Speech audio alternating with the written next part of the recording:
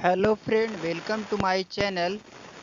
चलिए साइंस का अगला सीरीज हम शुरू करते हैं, जिसमें पहला क्वेश्चन है, ऊंट बिना पानी के कुछ दिन तक मरुस्थल में रहता है, ऐसा वह कर पाता है क्यों? तो इसका सही आंसर होगा बी होगा। ऊंट अपने कुबड़ में जमा किए हुए चिकनाई का प्रयोग करके वह रह जाता है। किसका प्रयोग करके? जमा किए हुए चिकनाई का प्रयोग करके वह क्या करता है? रह जाता है।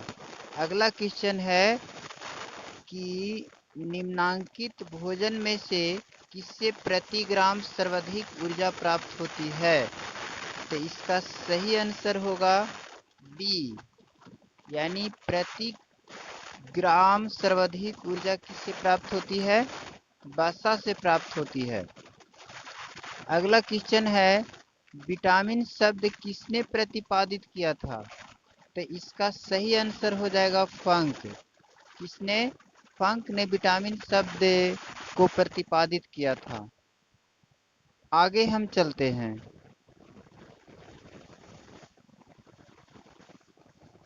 कहता है, निम्नलिखित में से यौगिक के किस समूह को सहायक आहार कारक कहा जाता है? तो इसका सही आंसर हो जाएगा विटामिन। विटामिन को सहायक आहार कारक कहा जाता है। क्या कहा जाता है? सहायक आहार कारक कहा जाता है। आगे हम पढ़ते हैं 29। कहता है, निम्नलिखित में से किसे रक्षात्मक पदार्थ कहा जाता है? तो इसका सही आंसर क्या हो जाएगा? विटामिन। विटामिन को क्या कहते हैं? रक्षात्मक पदार्थ कहा जाता है। आगे हम देखते हैं 30 का देखते हैं। कहता है, निम्नलिखित में कौन विटामिन ए का सर्वोत्तम स्रोत है? तो इसका सही आंसर हो जाएगा गाजर। यानी गाजर जो है से विटामिन ए का सर्वोत्तम स्रोत है। आगे हम बढ़ते हैं। आगे कहता है कि मानव शरीर में विटामिन ए भंडारित होता है। तो इसका सही आंसर क्या होगा? यकृत होगा। क्या होगा? यकृत होगा। इसके बाद आगे चलते हैं 32। कह रहा है, निम्नलिखित में से किस विटामिन के कमी से रतौंधी होती है? तो इसका सही आंसर क्या हो जाएगा? डी हो जाएगा। यानी विटामिन ए की कमी से। किसकी कमी से? विटामिन ए की कमी से क्या होती है? रतौंधी होती है। आगे कह रहा है, निम्नलिखित में से कौन सा एक विटामिन ए का प्रचुरतम स्रोत है?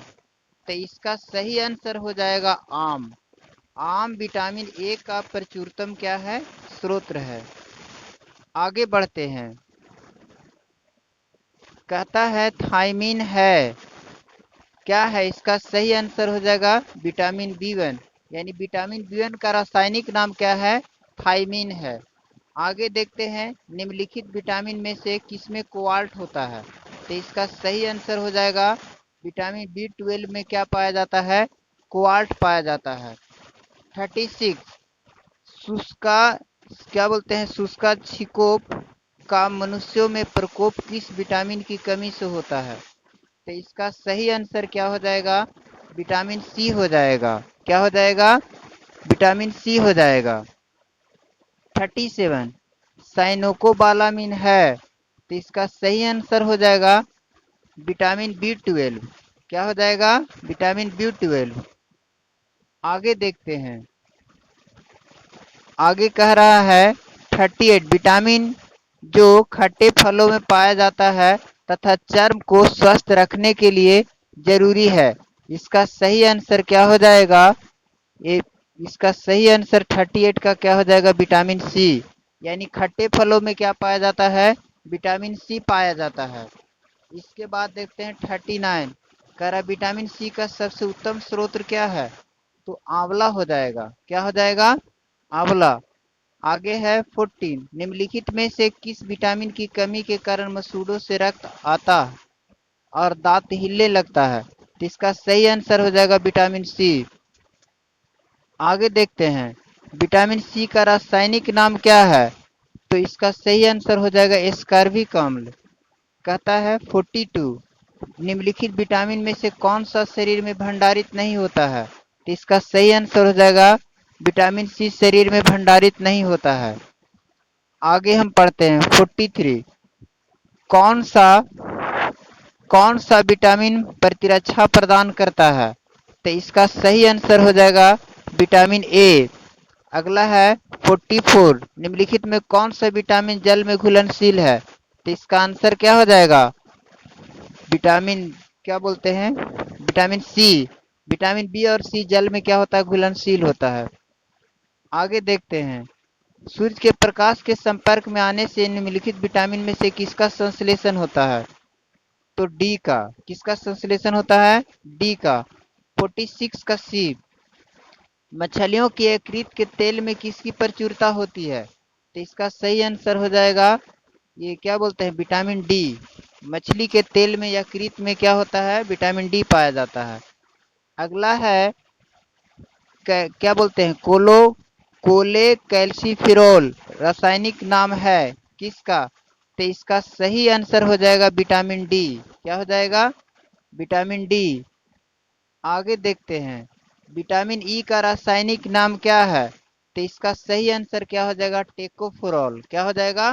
टेकोफेरॉल। अगला है, विटामिन ई विशेषता किसके लिए महत्वपूर्ण है? तो इसका सही आंसर हो जाएगा लिंग ग्रंथियों की सामान्य क्रिया के लिए। आगे देखते हैं, कहता है निम्नलिखित में कौन सा विटामिन मनुष्य में रक्त के जमने के लिए जिम्मेवार है? तो इसका सही आंसर हो जाएगा विटामिन के। विटामिन के रक्त के जमने के लिए क्या होता है? जिम्मेवार होता है। 51, पेलेग्रा की कमी के कारण होता है, क्या होता है? तो इसका आंसर क्या हो जाएगा? नियासिन। क्या बोलते हैं इसको? नियासिन कहा जाता है। इसको क्या बोलेंगे? नियासिन कहेंगे। क्या कहेंगे? इसको नियासिन कहते हैं। क्या बोलते हैं? आगे देखते हैं 52, मानव आहार में पॉलिश किए हुए चावल के उपयोग से कौन सा रोग होता है? जो चावल जो हम लोग खाते हैं उसे पॉलिश करते हैं तो उससे कौन सा रोग होता है? तो इसका सही आंसर हो जाएगा बेरी बेरी। क्या होगा? Beriberi. आगे देखते हैं, विटामिन ई का प्रमुख स्रोत कौन सा है? तो इसका सही आंसर हो जाएगा गेहूं अंकुर का तेल।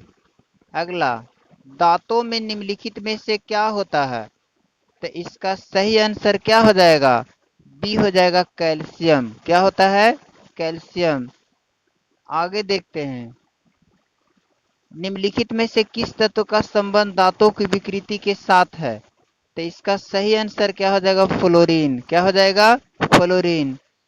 कहता है हृदय की धड़कन को नियंत्रित करने के लिए कौन सा खनिज आवश्यक है? तो इसका सही आंसर क्या हो जाएगा? पोटेशियम। क्या हो जाएगा? पोटेशियम। सागरीय खरपतवार किसका महत्वपूर्ण स्रोत है? तो इसका सही आंसर क्या हो जाएगा? आयोडीन। क्या हो जाएगा? आयोडीन। आगे देखते हैं, निम्नलिखित में से कौन आयोडीन का सर्वोत्तम स्रोत है? तो क्या हो जाएगा इसका आंसर? शैवाल। क्या हो जाएगा? शैवाल।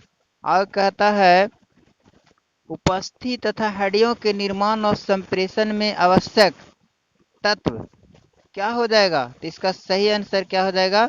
कैल्शियम। उपस्थित तथा हड्डियों के निर्माण और संप्रेषण में आवश्यक तत्व क्या होता है? कैल्शियम होता है।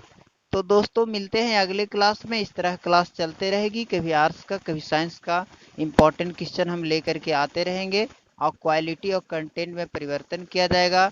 मेरे पास अभी माइक नहीं है, माइक अवेलेबल हो जाएगा तो और अच्छा कंटेंट दिया जाएगा।